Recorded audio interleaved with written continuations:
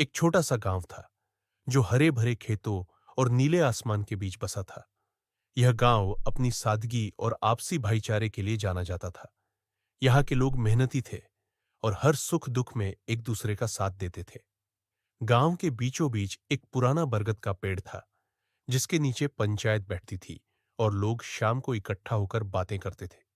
सालीजंगा की मिट्टी में मेहनत की खुशबू थी और यहाँ की हवा में एकता की मिठास। इस गांव में रहते थे दो दोस्त, मदन और नवीन। दोनों की दोस्ती सालीजंगा में मिसाल थी। मदन एक हंसमुख और मेहनती युवक था जो अपने खेतों में दिन रात मेहनत करता था। उसका छोटा सा खेत गांव के बाहरी हिस्से में था जहां वह धान और सब्जियां उगाता था। नवीन दूसरी ओर थोड़ा चतुर और तेज तर्रार था। वह गांव का व्यापारी था जो पास के कस्बे में अनाज और अन्य सामान बेचने जाता था। दोनों की उम्र लगभग 25 वर्ष थी और उनकी दोस्ती बचपन से चली आ रही थी। गांव में एक और किरदार थी, मोहिनी। मोहिनी सालीजंगा की सबसे समझदार और दयालु लड़की थी। वह गांव के स्कूल में छोटे बच्चों को पढ़ाती थी और हर किसी की मदद के लिए हमेशा तैयार रहती थी। मोहिनी का दिल सोने जैसा था और उसकी बातों में एक जादू था जो लोगों को जोड़ देता था। मदान और नवीन दोनों ही मोहिनी को बहुत पसंद करते थे, लेकिन उनकी दोस्ती इतनी गहरी थी कि उन्होंने कभी इस बात को अपने बीच नहीं आने दिया। एक साल सालीजंगा में बारिश बहुत कम हुई। खेत सूखने लगे और गांव वालों के चेहरों पर चिंता की लकीरें उभर आईं। मादन का खेत, जो गांव के बाहरी हिस्से में था, सबसे ज्यादा प्रभावित हुआ। उसकी धान की फसल पीली पड़ने लगी और सब्जियां मुरझा गईं।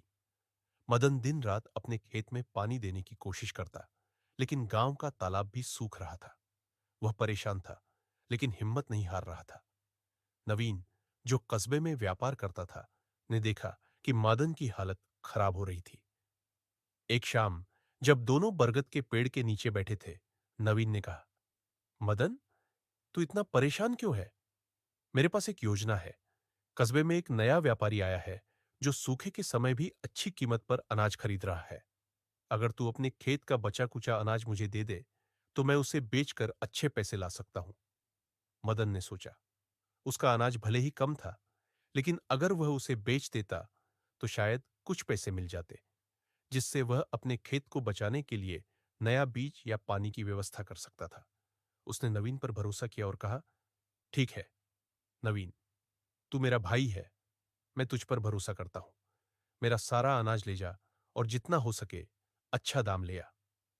नवीन ने हामी भरी और अगले दिन सुबह मदन के खेत से अनाज की बोरियां लेकर कस्बे चला गया। मदान ने अपने दिल को तसल्ली दी कि नवीन उसका दोस्त है और वह जरूर अच्छा दाम लाएगा। इधर गांव में सूखे की वजह से लोग परेशान थे। मोहिनी ने देखा कि गांव वाले एक दूसरे से अलग थलग हो रहे थे। कोई अपने खेत को बचाने में लगा था तो कोई अपने अनाज को बेचने की सोच रहा था। उसने सोचा कि अगर गांव वाले एकजुट होकर इस मुश्किल का सामना करें तो शायद सबका भला हो सकता है। मोहिनी ने गांव की पंचायत बुलाई। उसने सभी से बरगद के पेड़ के नीचे इकट्ठा होने को कहा। जब लोग आए तो मोहिनी ने अपनी मधुर आवाज में कहा, साली जंगा के भाइयों और बहनों, यह सूखा हम सबके लिए एक परीक्षा है। अगर हम अकेले अकेले लड़ेंगे तो हार जाएंगे, लेकिन अगर हम एक साथ मिलकर काम करें तो इस मुश्किल को हरा सकते हैं। मैं सुझाव देती हूं कि हम सब मिलकर गांव के तालाब को गहरा करें और बारिश का पानी इकट्ठा करने की व्यवस्था करें। साथ ही हम अपने अनाज को एक साथ बेच सकते हैं ताकि हमें अच्छा दाम मिले। गांव वालों को मोहिनी की बात पसंद आई। उन्होंने तालाब को गहरा करने का काम शुरू किया। मदन भी इस काम में जुट गया, हालांकि उसका मन नवीन की ओर था। उसे उम्मीद थी कि नवीन जल्दी लौटेगा और उसके अनाज के पैसे लाएगा। कस्बे में नवीन उस व्यापारी से मिला जिसने अच्छे दाम की बात की थी। व्यापारी ने मादन का अनाज देखा और कहा, यह अनाज अच्छा है, लेकिन सूखे की वजह से बाजार में दाम कम है। मैं इसे आधे दाम पर खरीद सकता हूं। नवीन को यह बात पसंद नहीं आई। उसने सोचा कि अगर वह मादन को आधे पैसे देगा तो मादन नाराज हो जाएगा। तभी नवीन के दिमाग में एक विचार आया।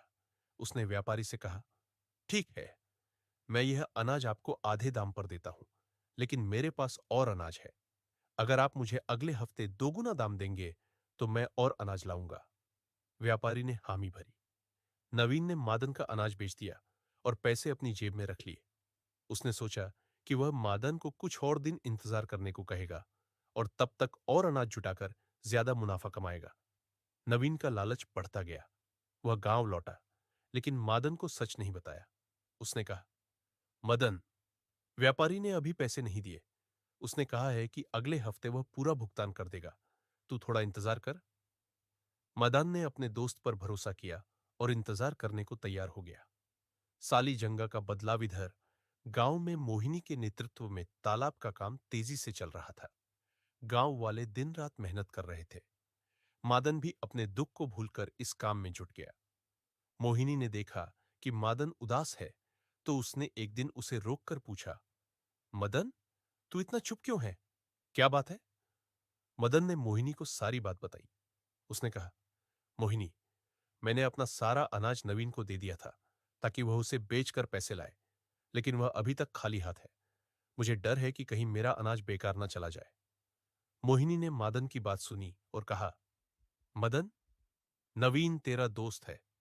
हो सकता है वह सचमुच किसी मुश्किल में हो, लेकिन तू हिम्मत मत हार। हम सब मिलकर इस गांव को बचा लेंगे और तेरा नुकसान भी पूरा हो जाएगा। मोहिनी की बातों से मादन को हिम्मत मिली।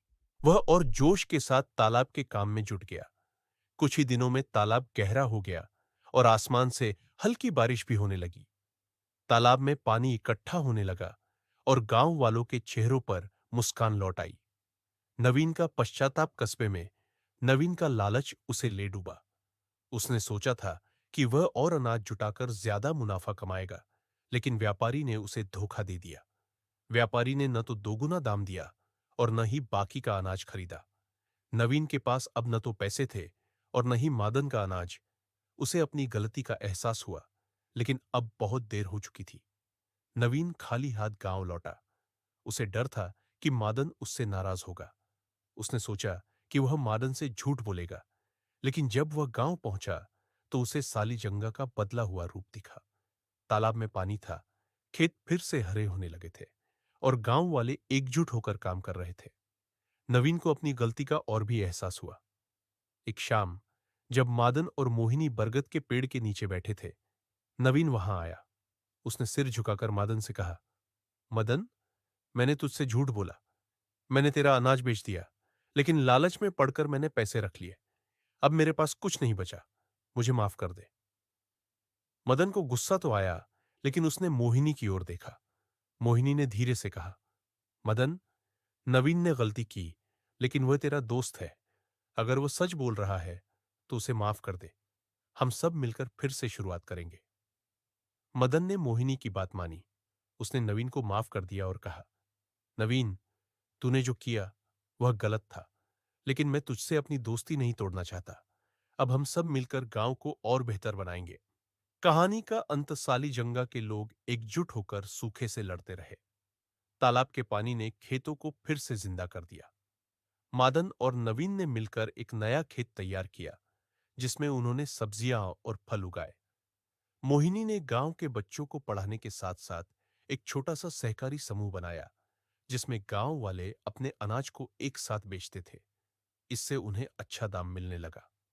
नवीन ने अपनी गलती से सबक लिया और कभी लालच नहीं किया।